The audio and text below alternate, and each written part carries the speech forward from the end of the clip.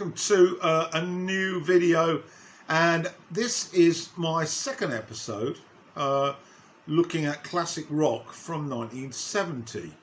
I am keeping going with this. I have interspersed it with other videos, but here I'm going to draw on a few more albums from that year, give my two pennyworth about them, and hopefully you'll appreciate it.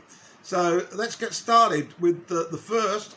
It's John Barleycorn Must Die by the English band Traffic, and it was their fourth, and it marked the band's comeback after a brief disbandment which enabled one Steve Winwood to get into a new project with one Eric Clapton and Ginger Baker.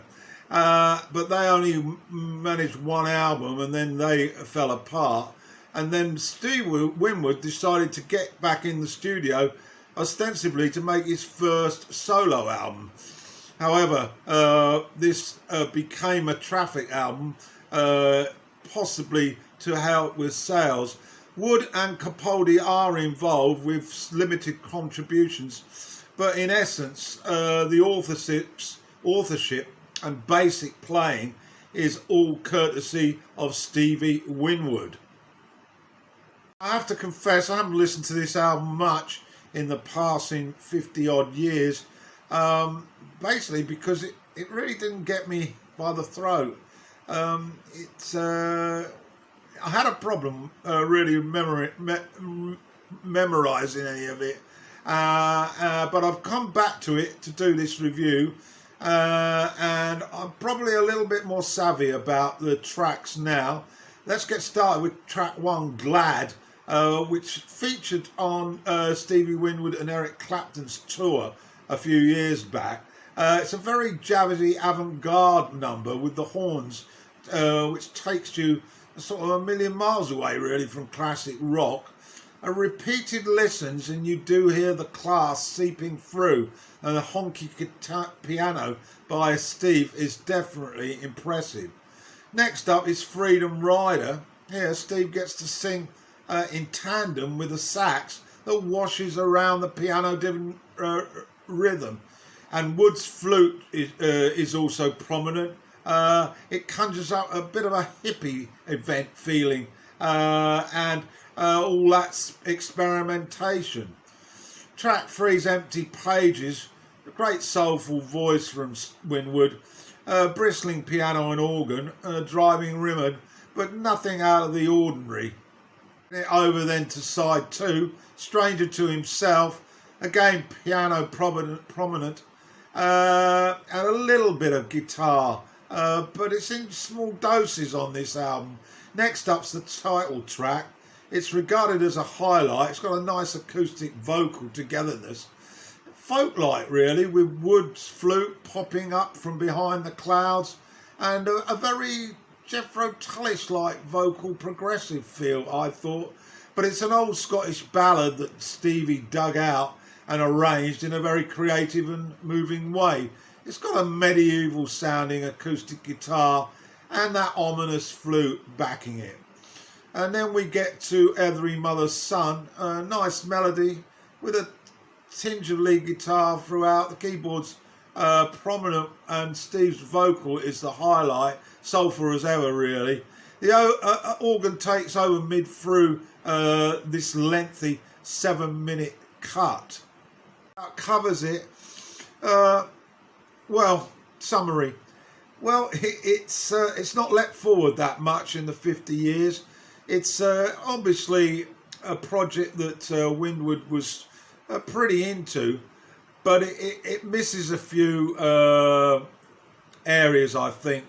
And the problem is that the melodies on some of the tracks don't catch on that much. And he was probably just getting started before he moved on to his solo career with much more impressive releases, and maybe one day I'll review those.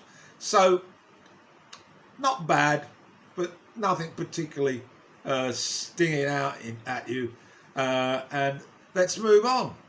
I mentioned in that first effort the traffic John Barleycorn by and referred to Winwood working with Clapton in Blind Faith. Next up, I'm going to do Eric Clapton's first solo album. Now, of course, Cream were history. Blind Faith had been and gone quickly. And although Eric got involved with Delaney and Bonnie and was on one of their albums, possibly two, and he hadn't yet strode, sorry, the English not too good there, strode onto what was to become Derek and the Dominoes. This was the first album, really, where we saw and heard Eric Clapton as a singer. He'd done the on-track with Cream and also a little with Blind Faith. But this one, co-written with Delaney Bramlett, 7 of the 11 tracks, and the Delaney and Bonnie band were pretty involved in this record. There were still elements of blues and rock and roll in here, but it was hidden beneath sort of some layers of gospel, a bit of R&B, country and pop that flourished. And the pop element of the album, I believe, was the strongest of the many elements. And also playing on the album were credits for one Steve Stills, Leon Russell, and 3 of the Dominoes, Bobby Whitlock, Jim Gordon and Carl Radau, who later joined Clapton in making those Derek and the Dominoes albums, or was it just one? So that's a brief picture of this album, just called Eric Clapton. And now let's go through the tracks. Slunky, which is an instrumental, I love it. It's very jazz though, slick guitar breaks. Then to Bad Boy, where we get a taste of Clapton's vocals. And not bad really, they got better, but not a bad intro. A lot of horns on this and keyboards, and it's got a very blues funky rhythm. Then Lonesome About a Long Way From Home comes next. Exquisite guitar on this, right up front with those majestic horns again. And it's got gospel harmonies in there. Track 4 is After Midnight, of course written by J.J. O'Connell. It's a classic, and Clapton made it all his own classic with a speedy interpretation. If you haven't heard the original, get to. I love the gospel singer sound on this. Almost sound like an early Eagles. And then the picking solos are absolutely superb. And of course it became a regular on his live set. Easy Now is a Harrison style ballad, George that is, very easy on the ear. And then the majestic blues power, which became a standard at Derek and the Dominoes live shows, and it's terrific, co-written with Leon Russell, expanded into virtually a 15-minute classic on that live album. It's wonderfully constructed, and if you want to hear top class blues rock, then just stick that on. Rhyme starts after that. It's a rocker. It's got some rich ingredients and was also used on live shows. Loving You, Loving Me. Nice horns, a gentle melody here, but they don't altogether mix that well, but I do like the song. Next, Told You for the Last Time.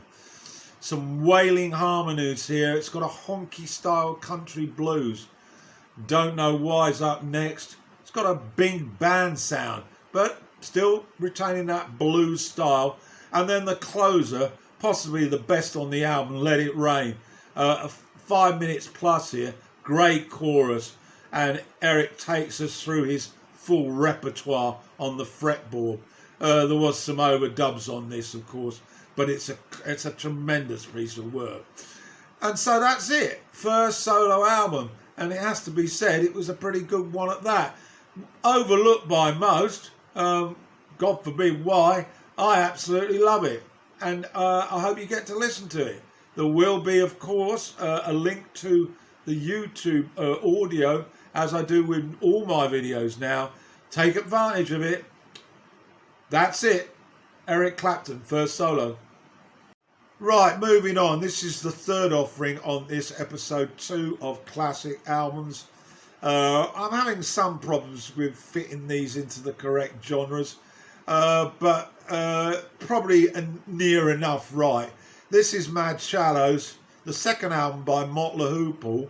Hoople were principally Ian Hunter on lead vocals, piano and rhythm guitar, and Mick Rouse on lead guitar, backing vocals, and then the rhythm section. There will be a slide to sift over for the other band members. And this album, what can I say about it? It's got some good tracks on it, but it's almost experimental. It falls well short, I think, of some of their later materials, but you could see the talent was there. We get started with possibly the outstanding track on the album, written by Rouse, called Thunderbuck Ram. There's a gentle intro on guitar, and then it's an out-and-out rocker.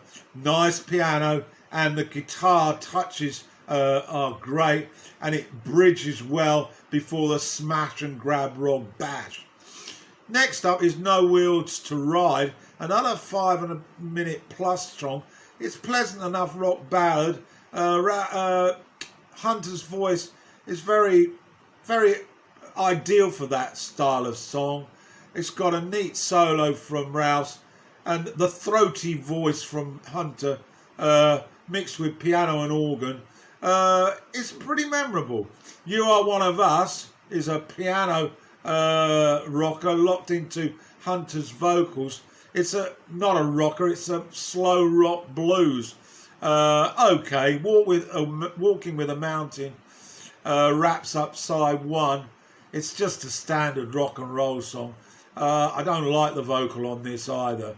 And there's a reference to Jumping Jack Flash by Hunter, which we could have well done without. And I Can Feel, this is a 7-minute opus, organ piano intro into Hunter's soulful voice.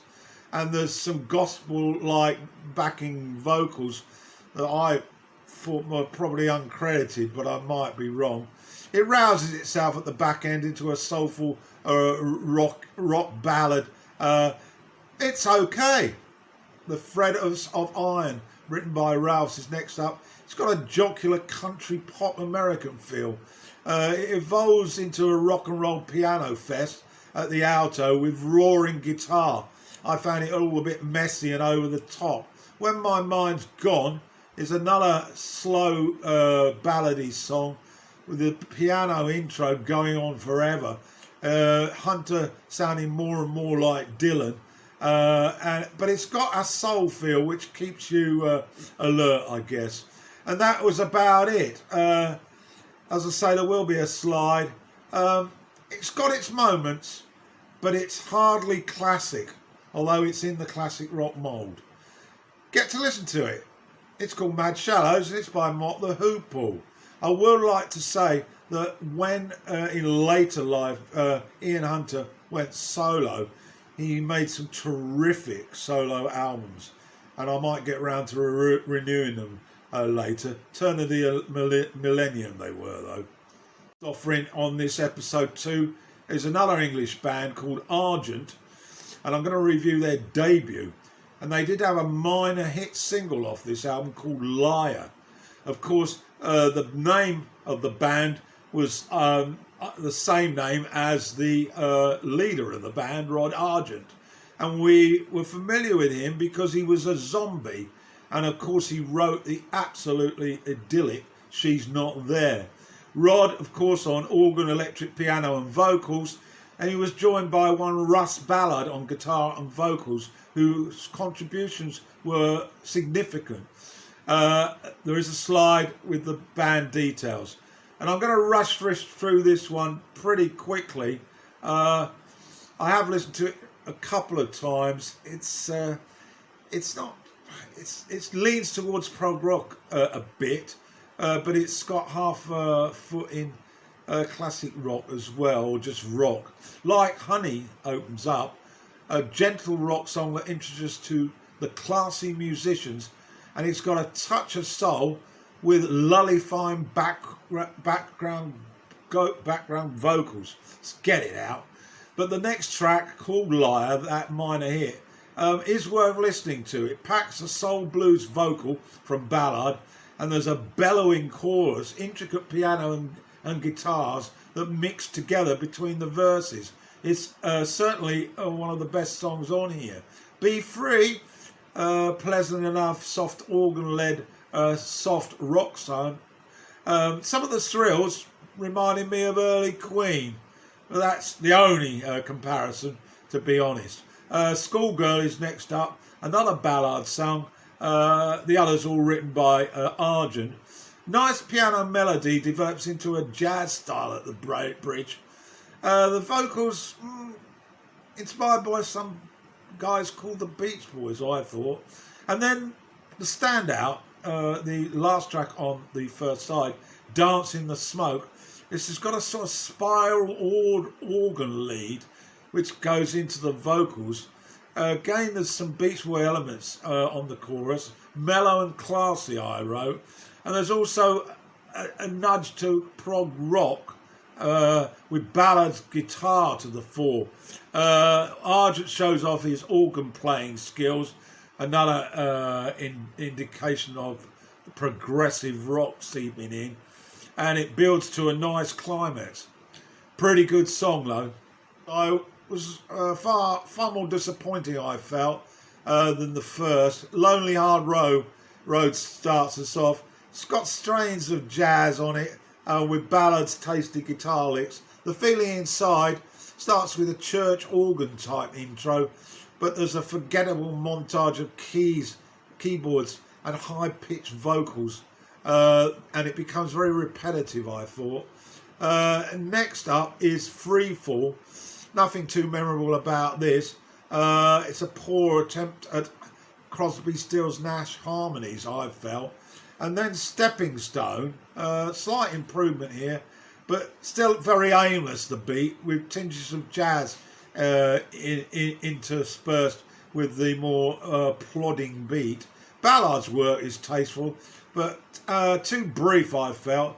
And then the finale, Bring Your Joy, same piano sort of intro to those wailing vocals again, but it's not Anderson from Yes or anything like that. Genre more prone to prog, I've written, with a feel for jazz. But Argent does shine on this track as we creep slowly to the finish line.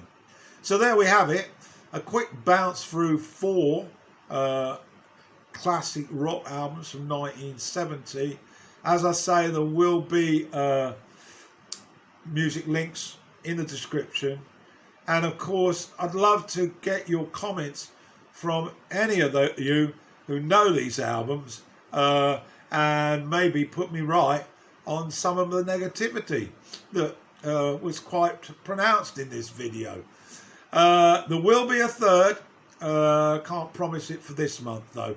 So that's my lot. Bye.